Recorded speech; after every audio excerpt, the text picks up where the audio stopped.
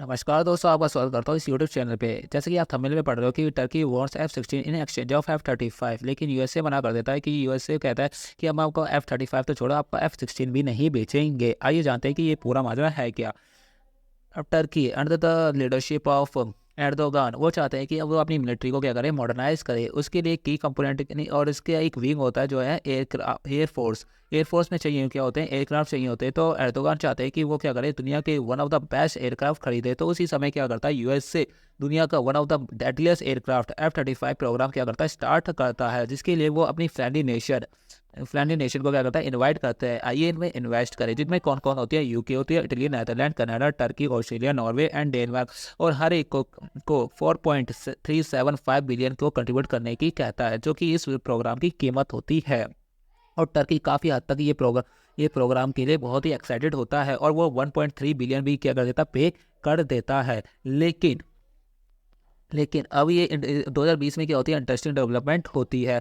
क्यों? क्योंकि उस समय यूएसए के प्रेसिडेंट कौन होते हैं, डोनाल्ड ट्रंप होते हैं। और टर्की क्या कर लेता है, रशिया से S-400 मिसाइल डिफेंस सिस्टम क्या कर लेता है, खरीद लेता है, जिसके कारण यूएसए को कार्ड्स ऑफ वेवर सेक्शन के अंडर टर्की पे लगाने पड़ते हैं सैक्शन। और यूएसए ये कहता है कि इसके अधीन ये कहता है कि हम यूएसए उस कंट्री पे कोई भी डिफेंस इक्विपमेंट नहीं बेचेंगे जो रशिया से कोई भी डिफेंस इक्विपमेंट खरीद रहा होगा। इस केस में टर्की क्या कर लेता है, रशिया से S-400 मिसाइल डिफेंस खरीद लेता है, जिसके कारण यूएसए को टर्की पर क्या लगाने पड़ते हैं, सैक्शन लगाने पड़ते हैं, और उसे F-35 प्रोग्राम से भी बाहर करना पड़ता है।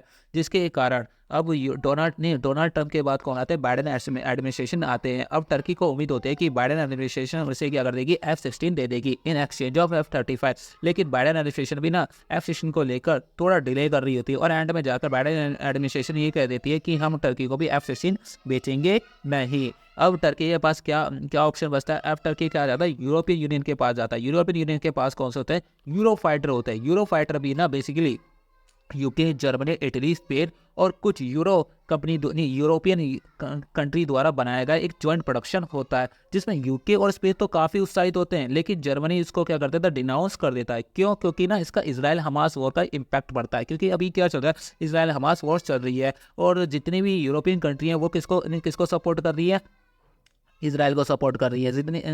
जितनी यूरोपियन कंट्री वो सपोर्ट कर रही है, इसराइल को सपोर्ट कर रही है। लेकिन जो अकेला टर्की है वो किसको सपोर्ट कर रहा है, हमास को सपोर्ट कर रहा है। और वो बेसिकली यूरोप को क्या कर रहा है, इसके लिए क्रिटिसाइज भी कर रहा है। और जर्मनी इसी बात का क्या कर रहा था, अपोज कर रहा था। लेकिन हालांकि जहाँ तक मैं देख पा रहा हूँ इस डिफेंस को, ये डिफेंस डील हो भी सकती है। क्यों? जस्ट बिकॉज क्योंकि जर्मनी की जो प्राइवेट कंपनी है, वो जर्मनी की जो कोalition गवर्नमेंट है, जो जिसके प्रेसिडेंट है ओलाफ सोल्स, उस पर क्या कर रहे हैं, दबाव बनाने की कोशिश कर रहे हैं, ताकि वो डील जल्दी से जल्दी हो जाए। जस्ट बिकॉज क्योंकि यूरो फाइटर से रिलेटेड अभी तक इस डिकेड में, मतलब 2020 से लेकर 2030 तक कुछ ज़्यादा इंटरेस्टिंग डेवलपमेंट नहीं हुई है, जिसके कारण जर्मनी के अंदर कई सारे मिलियन लोग, मतलब लाखों लोग क्या कर सकते हैं, इस डिफेंस से रिलेटेड जॉब को खो सकते हैं। इसीलिए जर्मनी की जो प्राइवेट कंपनी है वो क्या कर रही है, ओलाफ सोल्स पे प्रेशर डालने की कोशिश कर रही है कि जल्दी से जल्दी आप ये डील कर लीजिए। और टर्की को उम्मीद यह है कि जैसे ही 2024 में क्या होने, यूएसए के ही प्रेसिडेंट इलेक्शन भी होने,